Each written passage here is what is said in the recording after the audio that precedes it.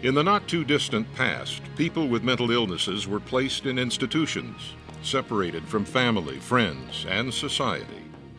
Today, more and more mental health programs are geared to helping the mentally ill become active, productive members of the community, even neighbors. We're very supportive as far as getting the word out. We're also very supportive of community inclusion. We have a Dreams Unlimited Clubhouse, which is in Royal Oak. It's a new location, and that service is geared towards consumers' recovery, getting them employable skills. Everyone at the clubhouse is employed, so it's a highly vocational program. It's a great place for them to meet, interact, build on their social skills, get used to working on computers. So again, I think that really fits into that whole community envelope of recovery. Research has proven that recovery from a mental illness is possible, but the journey can be long and difficult. My name's Fran New, and I'm paranoid schizophrenic. Actually, I believe it was a chemical imbalance, and it just hit me at that stage of my life. I was married 5 years. Right out of high school, I got married, and before we had children. But what might have brought it on is the stress of a 2-year-old, because I needed everything in its place and always immaculate, and you can't do that with a 2-year-old. And my husband got laid off from work, and I was no longer working. So those stressors may have triggered my episode.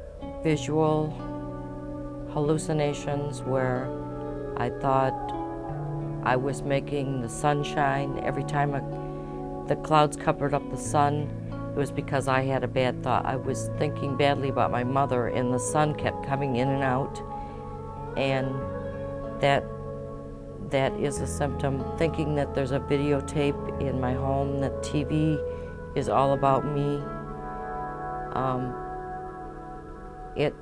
It's all unrealistic thinking, and it progressively gets worse as days go by when you're not treated. Fran eventually got treatment, finished her college degree, worked, and raised a family. I say the road to recovery is knowledge. Get as much knowledge as you can, insight to your whatever diagnosis you have. She's, an amazing woman. She has overcome so much, and she still strives every day to do better, do more, learn more. She's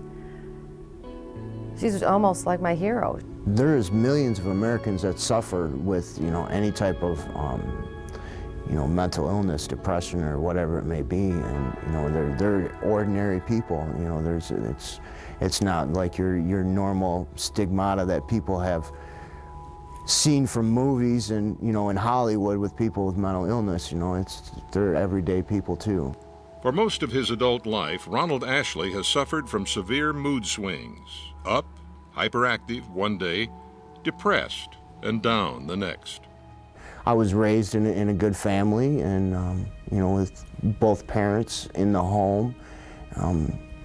Had a good job, but it got to the point where I was so consumed in trying to medicate myself to deal with my problems of being disobedient that I ended up being homeless, because I just wanted to. I no longer wanted to work or be a parent or be a son or be anything, and I ended up homeless down in downtown Detroit, and actually stayed in an abandoned house for about 8.5 months, because all I wanted to do was medicate myself with narcotics.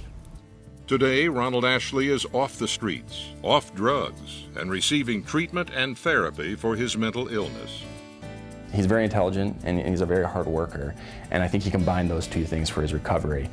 He's a very rational man, so I think he can look back at where he's been and what behaviors led to that outcome, and look to the future when a situation arises that say, hey, I took that road before and it led me to a bad place. So I know now to turn right instead of turning left. I'm not going to just keep doing that same thing. So his intelligence, I think, really gives him an incredible advantage, and he just works incredibly hard in his recovery. Ronald Ashley's road to recovery led him to the Recovery Church in Pontiac. Pastor Paul Farrell provides a faith community for people like Ronald who are seeking growth and healing.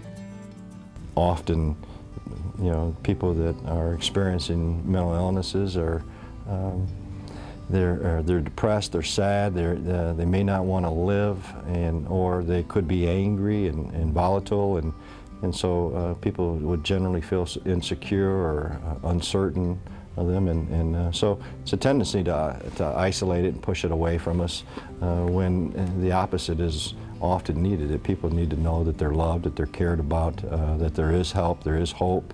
And I just believe that needs to, first of all, happen in the church, and that ought to be happening in families and in communities and in our neighborhoods, instead of the stigma and pushing it away and act like it's not there, that it is there.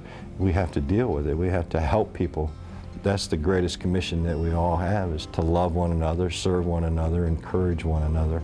We have activities, meetings, and Bible study here 6 nights a week. We have a Christian in Recovery meeting here where someone will read some scripture or read from the gospel, and we'll break up into tables and talk about our individual's walk with the Lord, or how that pertains to us in our daily activities, or just what we may be going through that day. I don't know where I would be today if it wasn't for the grace of God planting me where He planted me. Helen Keller once said, "Although the world is full of suffering, it is also full of the overcoming of it." Bob, Donna, Sheila, Fran, and Ronald are overcoming their mental illness, proving recovery and hope is possible. Most people, when they think of a person with mental illness, they're either afraid or apprehensive. But most people that have mental illness, and I implore anybody to find somebody, everybody's got a friend or a family member that has a mental illness. They may not know about it because it's a pretty secretive illness, but it's everywhere. And if we can help people get along better in society and be healthy, that's our mission. Mental illness is treatable. Recovery is possible. Community mental health is there to help. I'm Mort Krim. Thanks for watching.